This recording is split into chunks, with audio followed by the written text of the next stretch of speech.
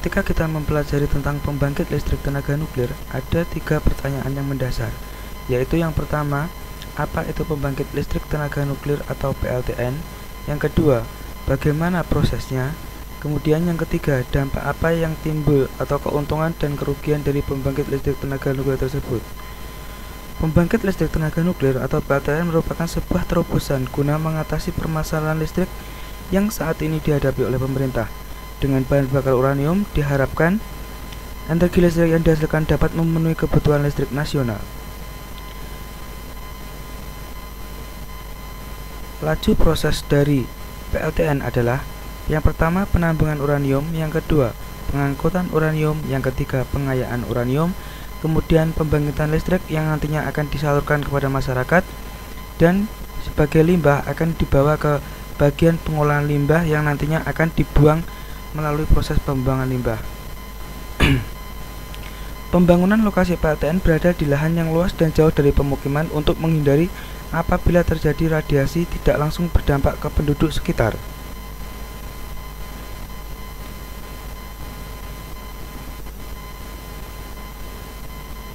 PLTN sebenarnya hampir sama dengan PLK. Kedua panas yang digunakan adalah untuk menggerakkan air dan menghasilkan uap untuk menggerakkan turbin. Akan tetapi, perbedaannya adalah panas yang digunakan di PLTN tidak berasal dari pembakaran BBF tetapi dari reaksi pembelahan bahan fisil uranium.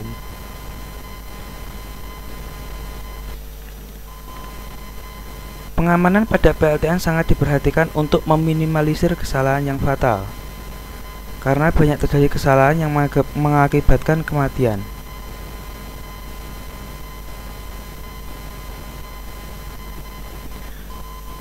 PLTN dan PLTU seperti sama, namun punya prinsip kerja yang berbeda, di mana pembakarannya bila PLTU menggunakan bahan bakar fosil, tetapi untuk PLTN menggunakan uranium.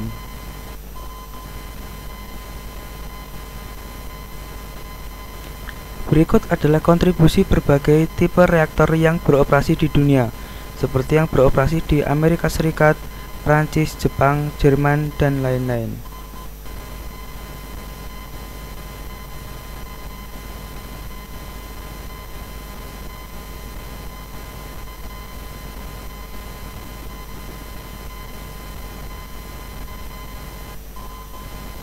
Proses dari pembangkit listrik tenaga nuklir adalah air yang digunakan untuk menggerakkan turbin dimasukkan ke dalam reaktor, kemudian air yang panas akan menggerakkan turbin yang akan memutar generator, kemudian air dikembalikan lagi, didinginkan, dan siklusnya akan kembali seperti berikut.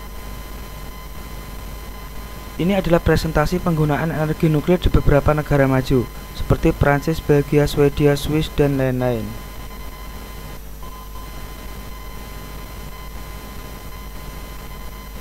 PLTN dibanding dengan PLT lain mempunyai biaya yang cukup rendah namun akan memiliki tenaga atau energi yang sangat besar, di mana dapat kita lihat selisih perbedaan biaya pembangkitannya mulai dari tahun 1981 sampai 1994.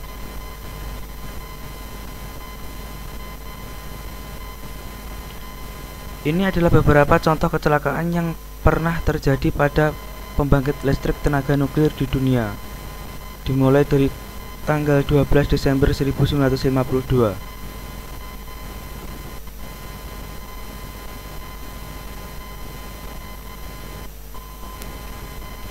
Daftar pustaka.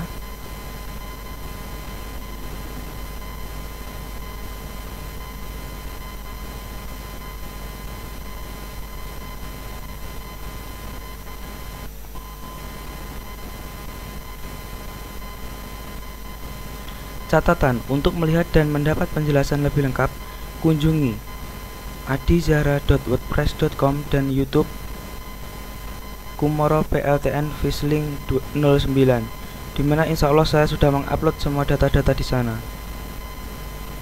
Terima kasih. Assalamualaikum warahmatullahi wabarakatuh.